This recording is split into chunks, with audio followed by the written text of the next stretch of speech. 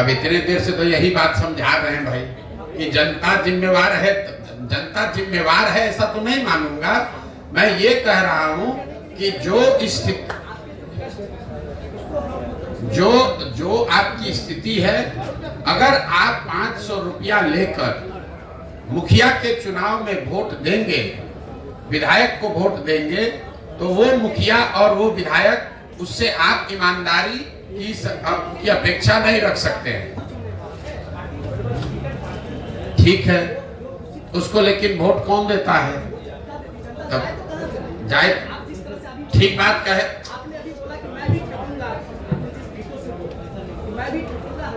सवाल क्या है भैया, वो पूछ लो। भाषण मत दीजिए, सवाल पूछो, सवाल पूछो। डेटा कुछ नहीं बोले अभी तक इतना देर में कोई आपका डेटा सुना नहीं।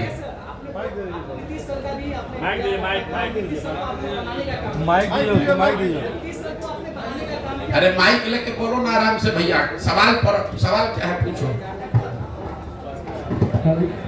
डेटा का जो अनुभव आपके पास है हर चीज का, कहाँ जनता के पास क्या प्रॉब्लम है, कौन क्या चाह रहा है, कौन क्या कर रहा है, ये बहुत बड़ा एनालिसिस है और जो एनालिसिस पे ही हम कुछ कर सकते हैं।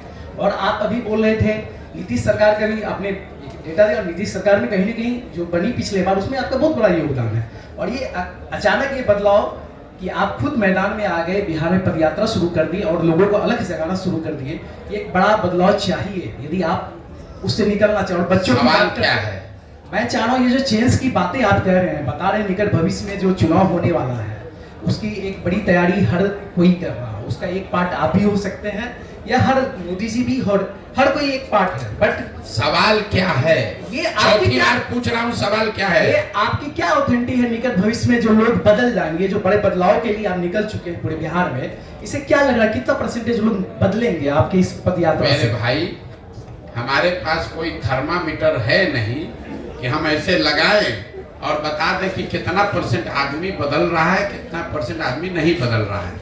हमारा काम है कि जिस विश्वास से, जिस विचारधारा को लेकर, जिस सोच को लेकर हम चले हैं उसको ईमानदारी और शुद्धता से हम करें। हमारा वो काम हम कर रहे हैं। अब ये समाज पर है कि इसको देखे, जांचे, सवाल करे, मूल्यांकन करे। उसको अगर सही लगे तो इससे जुड़ेगा, नहीं सही लगेगा तो नहीं जुड़ेगा। आप भैया सवाल अभी कुछ पूछ रहे थे, कुछ पे आ गए। मेरे भाई ऐसा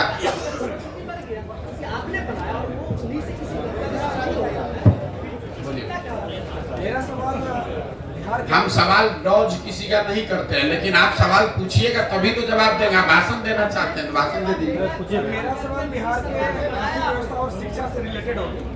सवाल कुछ ये जानते हैं कि आप एक रणनीति एक लाइन में सवाल दीजिए को बनाया है।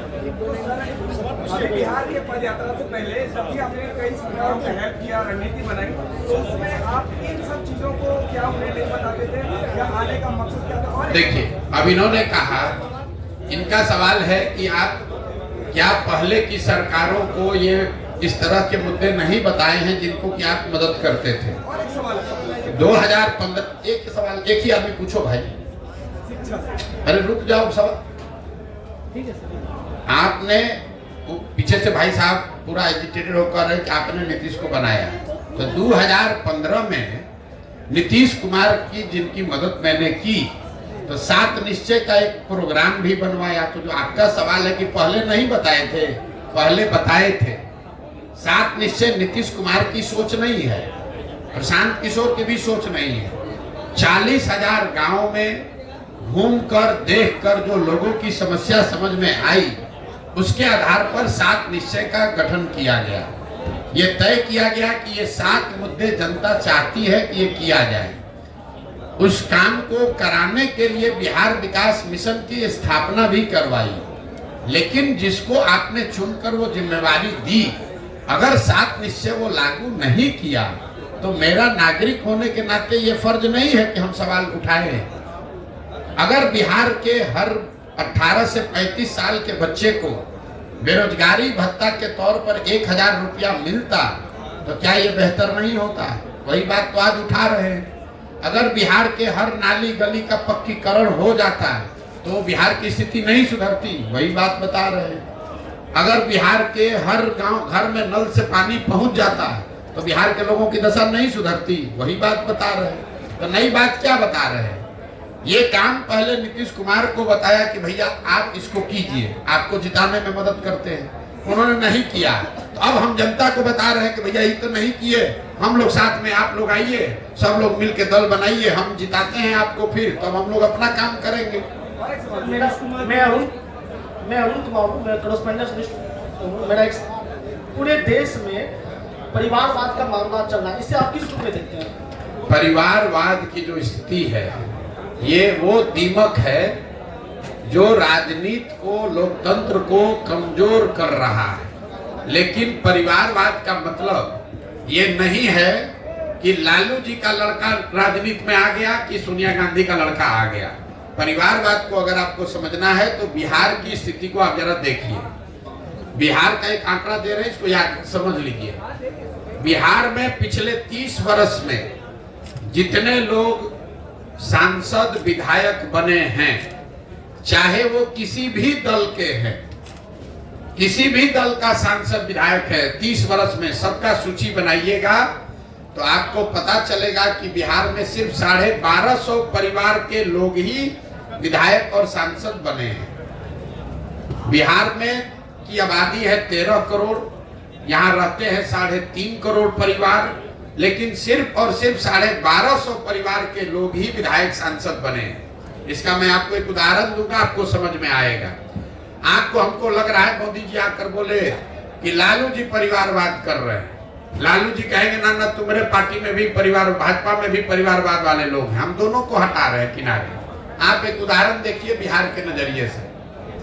भाजपा में अभी प्रदेश अध्यक्ष है सम्राट चौधरी जी, उप मुख्यमंत्री इस राज्य के। सम्राट चौधरी जी कौन है? इनके पिताजी का नाम है शकुनी चौधरी।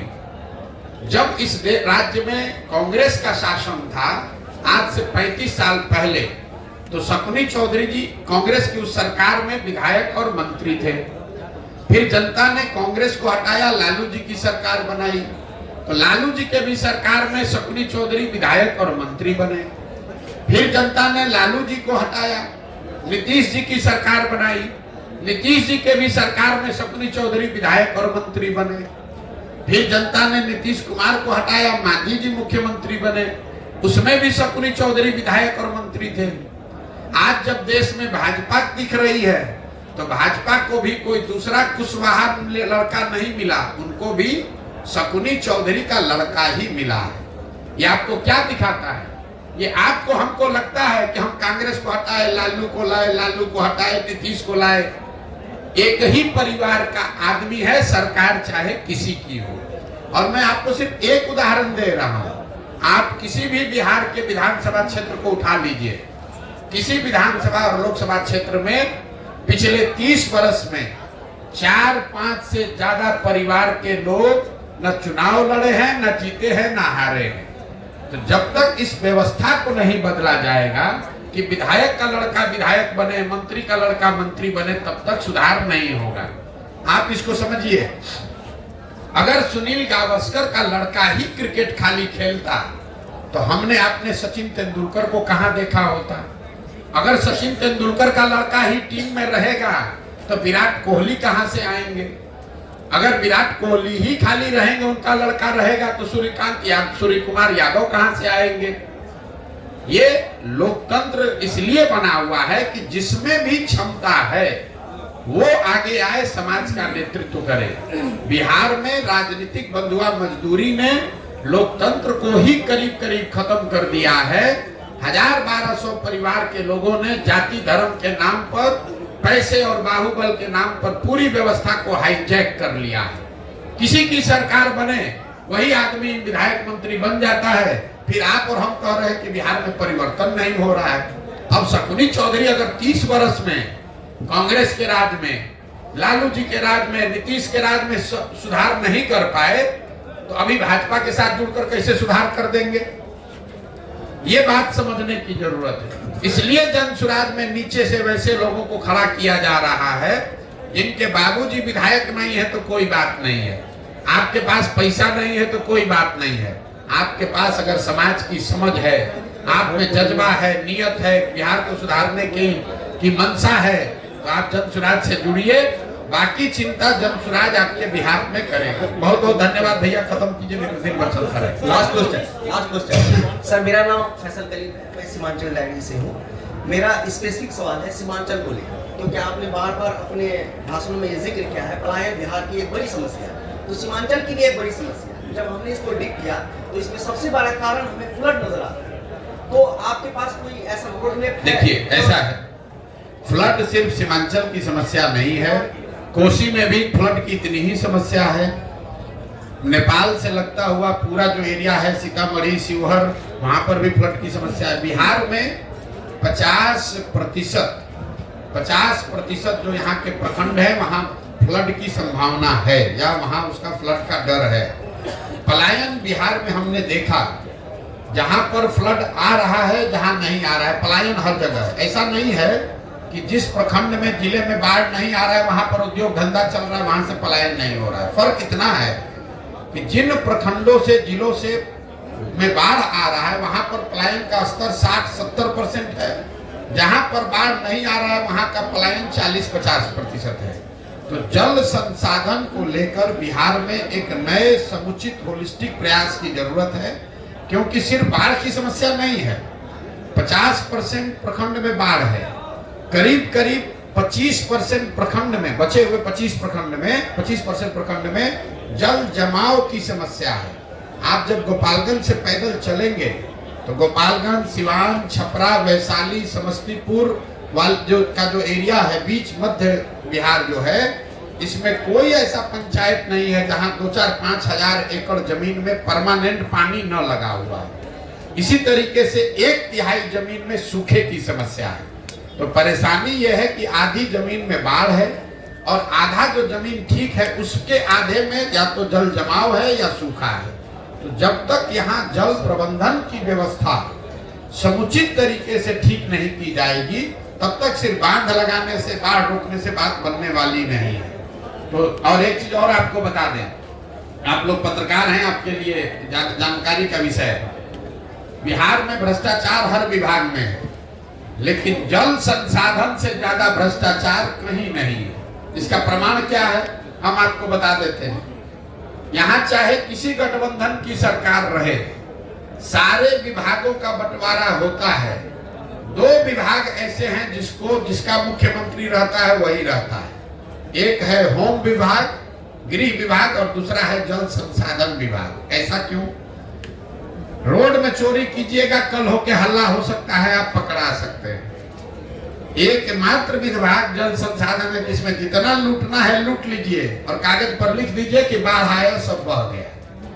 तो जो सत्ता में रहता है बिहार में जल संसाधन विभाग, आप इसको जाके पत्रकार के नाते देख लीजिएगा। नीतीश कुमार 18 साल से मुख्यमंत्री हैं, 9 अलग अलग गवर्नमेंट 9 तरीके के बनाए, लेकिन जल संसाधन विभाग किसी को नहीं दिया। लालू जी जब रहे वो सब विभाग बांट देंगे, जल संसाधन नहीं बांटेंगे। ये इसलिए कि ये दुधारू गाय है। हर साल बाढ़ लाने के नाम पर, बाढ़ से बचाने के नाम पर लोग लूट करते हैं, और इस यही वजह है कि ये सुधार नहीं हो रहा सर, एमडीएम पे आपका क्या ख्याल है? बिहार एमडीएम है। नीतीश कुमार की राजनीति को किस तरह से देखते हैं? नीतीश कुमार जी की राजनीति को कैसे देखते हैं? नीतीश कुमार की राजनीति को इतना ही देखते हैं कि अब उनके राजनीतिक जीवन का ये अंतिम दौर चल रहा है। जितना हाथ पांव मारना है मार ले, कुछ महीने की राजनीति बची हुई है। जदयू एज ए दल का कोई भविष्य नहीं है, ये दल खत्म हो रहा है। अब देखिए जरा नीतीश कुमार की बात, आप लोग सब पत्रकार लोग इसको सुन लीजिए भाई। आपके हमारे मुख्यमंत्री गए हैं स्कॉटलैंड, याद रखिए स्कॉटलैंड गए हैं बिहार में इन्वेस्टमेंट लाने के लिए। स्कॉटलैंड में एक ही इंडस्ट्री है। स्कॉटलैंड 2 बातों के लिए, 3 बातों के लिए जाना जाता है। स्कॉच विस्की का नाम आप सुने होंगे। तो जिस राज्य का मुख्यमंत्री शराबबंदी की बात कर रहा है, वो दुनिया में वहां गया जहां से स्कॉच बनता है, जो स्कॉच के लिए फेमस है। तो काहे के लिए गए हैं वहां? दूसरा, वहां स्कॉटलैंड जाना जाता है मेडिकल की पढ़ाई के लिए। और तीसरा वहां पर ऊन बनता है बढ़िया। आप बिहार में इतना ठंडा पड़ता नहीं है, शराब यहाँ बिकती नहीं है, अब मेडिकल कॉलेज वहां से कोई आने वाला है नहीं। आप बताइए 18 साल के बाद आपको पूरे दुनिया में स्कॉटलैंड मिला है इन्वेस्टमेंट लाने के लिए। कोई पूछे कि आप शराबबंदी पर 18 साल से बिहार के लोगों का 20,000 करोड़ रुपया साल का नुकसान करा रहे हैं और इन्वेस्टमेंट लाने के लिए स्कॉच बनाने वाले कंट्री में गए, इससे बड़ी हास्यास्पद बात क्या हो सकती है? 2024 में किसके तरफ देख रहे हैं, किसकी सरकार बनने जा रही है? हमको नहीं मालूम है किसकी सरकार बनने जा रही है। हम इतना हमको मालूम है कि नीतीश कुमार की कहानी अब खत्म है। नहीं, हमारा तो दल ही नहीं है तो चुनाव कैसे लड़ेंगे? जब दल बना लेंगे तो वार्ड सदस्य से लेकर सांसद तक हर चुनाव लड़ेंगे।